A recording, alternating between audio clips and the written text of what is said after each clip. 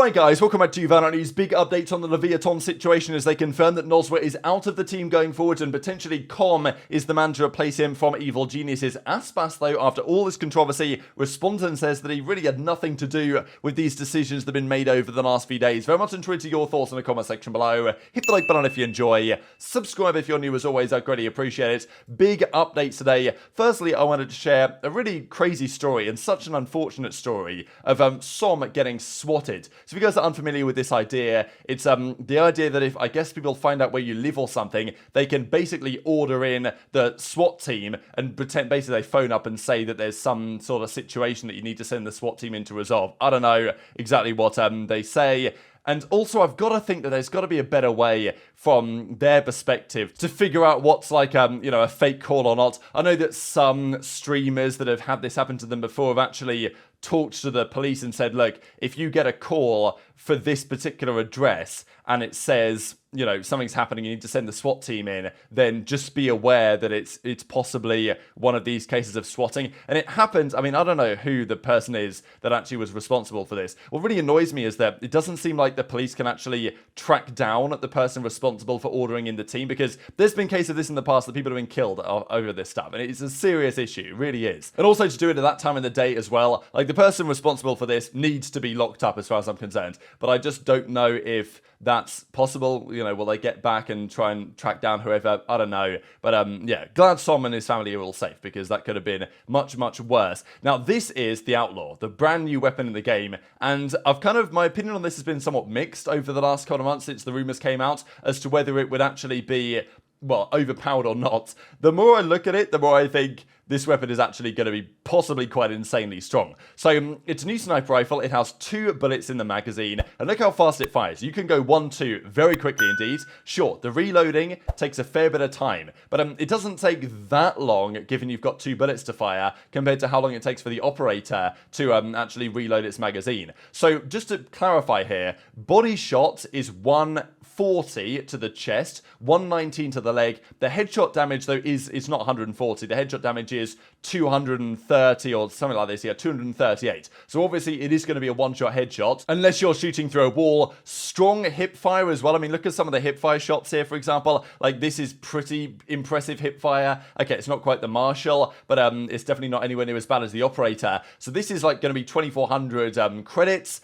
And I don't know, I think in the hands of a pro player, like 140 to the body. So it's going to instantly one-shot anyone that, has regular armor, like who doesn't have full armor, right, has half armor. And also, even if you don't kill, even if they do 150, you can still get the second shot off very quickly indeed. And in the hands of a good pro, or like anyone who's got pretty cracked aim, you could kill 2 players, 1-2, headshots, pretty effectively from longer range. So there is a debate as to whether, given that it's the same amount as a bulldog, whether that's really worth it or not. It also can, go through a wall and kill a Killjoy ultimate relatively easily. So yeah, I don't know what you guys think about this. It also has like 2 separate reload speeds. If you've only fired 1 bullet, then it's quicker to reload, quite significantly so than if you fired both bullets. But yeah, I think it's a really powerful weapon. It seems that way to me. It might change the meta quite considerably. Also, confirmation here from Riot. So these are the official images now on what the changes are going to look like for the map.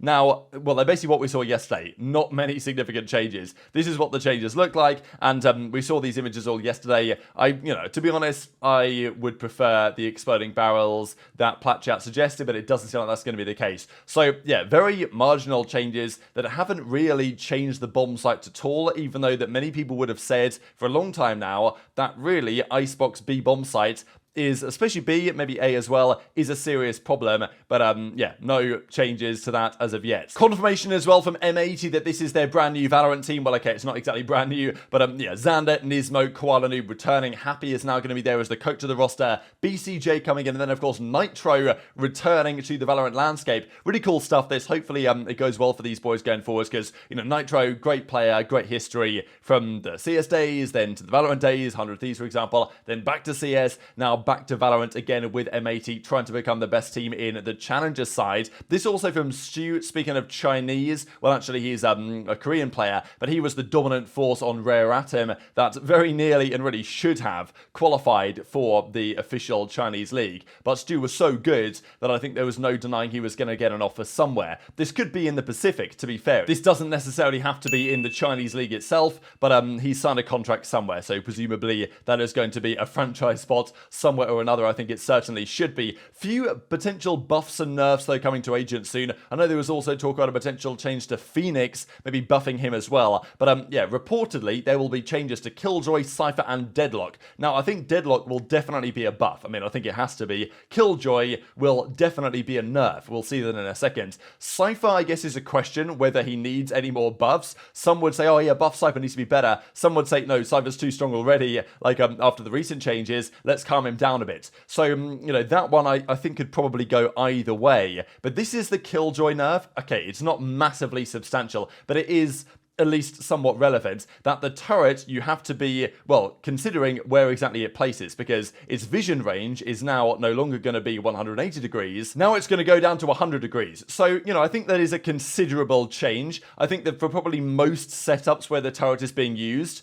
it's still probably okay for most situations, but it does mean that, you know, you've got to be more careful how it's being placed, and it obviously will make it worse. It's not going to make it better, which I think is probably a positive change. And tweet your thoughts on that, but a Killjoy nerf to some degree. These also rumours that the changes are going to be around the sonic sensor for the Deadlock, so apparently the, you know, you won't be able to remove it anymore, but presumably it's therefore been buffed somewhat as well. So yeah, we'll see what they change on that, but yeah, hopefully Deadlock can become somewhat viable. Now, before we talk about some of the roster drama, we've got to mention this here from Mel. So SR Mel, Game Changers World Champion on that team for the most recent season. It only happened, you know, end of November, start of December when that tournament concluded. Now, she goes into detail here on her thoughts on Game Changers, the alignment with Tier 2, and therefore the alignment potentially with Tier 1, and trying to bridge the gap as players. Because Mel wants to be the best player she can possibly be. She doesn't want to just sit in Game Changers and sure, probably make pretty reasonable money, but you know, not maybe achieve what she could as a player potentially. So Mel says that basically the way that Game Changers is organised this season, especially in North America, is in direct opposition to the mission statement, which is theoretically to bridge the gap between the GC players and therefore, you know, Tier 1, Tier 2, and, you know, as they said, trying to get Game Changers players to play at Masters, to play at Champions at some point. That was the, on paper, mission statement of Game Changers. I'm not sure I see it like that, and she goes into the explanations as to why the way that it's being organised, the scheduling for GC, actually puts teams at a disadvantage if they want to play in challenges, they want to try and do that as well, and for various other reasons. So feel free to read this entire thing in your own time, but I'll just kind of scroll through it here. My point aligns somewhat, I would say, with what Dave says, in that, sure, Riot say, oh yeah, Game Changers is great, the intention is for, you know, the players to play at Masters and Champions. At the end of the day, Riot are a business, they are interested in profit, and regardless of what they might say, my feeling is that Game Changers is basically a marketing tool, right? It's great for Riot to be able to say, oh, look how inclusive our game is. We've got this Game Changers thing going on, and it's actually relatively well supported. There's organizations there. Players can kind of like make a living playing in it. But okay, even then, we've had many organizations pull out recently because the structure for the new season has not been clearly defined. But I think, as Dave says, that the schedule is bonkers and goes against everything Riot have said publicly about what it's here for. So I think the more likely explanation is that what they say Game Changers is for is not necessarily the reality of why Riot like the Game Changer scene. That's my opinion. You guys might disagree. Very much enjoy your thoughts in the comment section below. Also, quickly, from Mad Lions, Overactive Media, KOI, Movistar Riders, they're all going to now be part of the same thing. So Overactive Media are now taking over Mad Lions, Splice, everything like that. And yeah, so it's going to be Mad Lions, KOI, and Game Changers. It's going to be Movistar, KOI, and the VCT, and they're all now going to be owned basically by the same things. That's going to be interesting going forward. But this is Leviathan. They confirmed yesterday, they make a statement on Noswa. Rumours now for a good couple of weeks, really emerging at Christmas, just around Christmas, that the team, either the team, the players, or the management of the team were not happy with the way their roster was, and they wanted to make improvements. They make a statement confirming that Noswa is going to be gone, and he will no longer be on the starting roster going forward. Basically, the statement says that he will now become a substitute for the roster because they have decided to opt for another player instead. Now, whether there's big debates as to whether the players pushed for this, because that was the initial reporting, that the players had come together, at least some of the players, because apparently some of the players didn't agree and wanted Nosra gone and wanted somebody else in instead. Then there were rumors that no, actually it was the coaching staff, maybe the organization itself, that wanted to make this change because they felt like there was an upgrade out there. So the real truth of the matter we're not exactly clear on, but we do get a reply here from Nosra that says, look, it's a shame how things turned out. I couldn't wait, I didn't expect it. I respect the decision though as a professional, and for my part, I wanted to say that regardless of where I go, I'll continue working for this to become my dream. But Aspas actually comments on this. So, because Nosra also goes on to say, like, I'm going to miss my brother Aspas, basically. I'm going to miss the duos with my boy. And Aspas then goes on to say,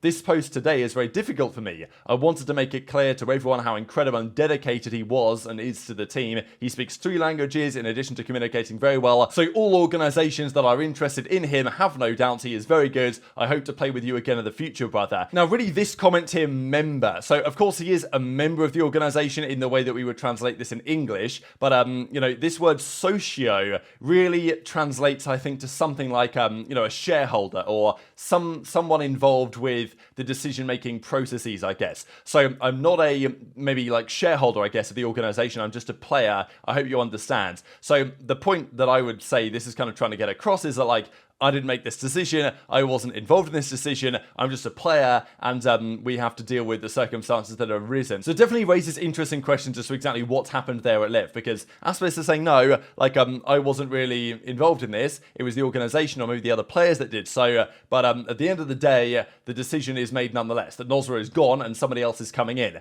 Now, the rumour was it was going to be Com, and he drops the whole Forrest Gump running away thing. It seems like Com has officially done it, and, has escaped the braces and escaped the shackles, and Com's out of there, right? We saw the same deal with Boostio. Okay, Boostio's still stuck in jail for now, but we've seen, Ethan and Demon One and others talk about getting out of the contract jail, and it seems like this is what Com is implying as well. So more than likely, this is now going to be basically a done deal, and Com is out of EG, he's going to be joining LEV, and that's going to be their new roster. Will it be any good? That's another question entirely, but very much interested in your thoughts on all this stuff in the comment section below. Hit the like button if you enjoyed, subscribe if you're new, take care of yourselves, and I'll see you next time.